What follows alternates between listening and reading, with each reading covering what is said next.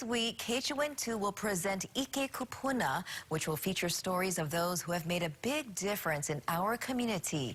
Kathy Muneno is profiling them and is sharing their triumphs and tribulations. She joins us now with a preview. Good morning, Kathy. Nice to see you again. Good morning, Christine. It's so nice to see you. Miss you guys. We miss you too. Now, you have done a fabulous job on profiling these people. Can you tell us about the ICOWs and who you talked to and what we can expect? Yeah, you know, I've been wanting to do this interview for a long time.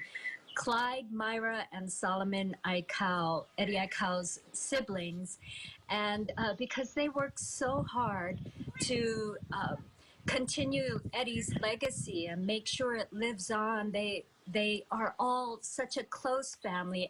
My cat is coming in here.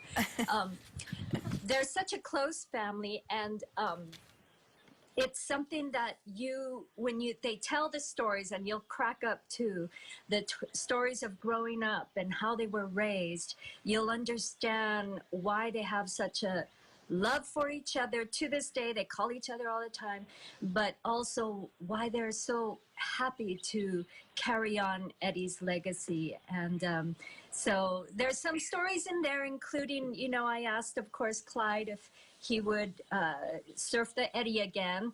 And so you'll have to hear that answer tomorrow night. Oh, okay. Can't wait for his answer. Now, you also went to Hilo for one of your stories. I did. This is another one that I've been wanting to do for a while, and it wasn't easy to get Jim Kawahikawa to say okay to being featured because he's such a humble Hawaiian man, and he is the first Native Hawaiian scientist in charge at the Hawaiian Volcano Observatory, and his tenure was more than twice as long as most. He was born and raised here on Oahu, and but what I found out while I was there talking to him and his wife is that he also, even before being scientist in charge for more than 10 years, he had stage 4 cancer. And he has overcome that. As he says, you never get rid of it. But he's still going strong. People will recognize him from when every time there's a lava flow or an eruption. During the 2018 lava flow, he was there, the face of HVO with the ponytail and his beard. But very humble man with quite a story to tell. And it's beautiful to listen to him talk because he goes in and out of the very science side and his very Hawaiian side. And I so enjoyed talking to him. And Kathy, we've enjoyed your little previews that we've been sharing on Wake Up Today all this week, but there's one in particular that I really am looking forward to because it seems so inspiring.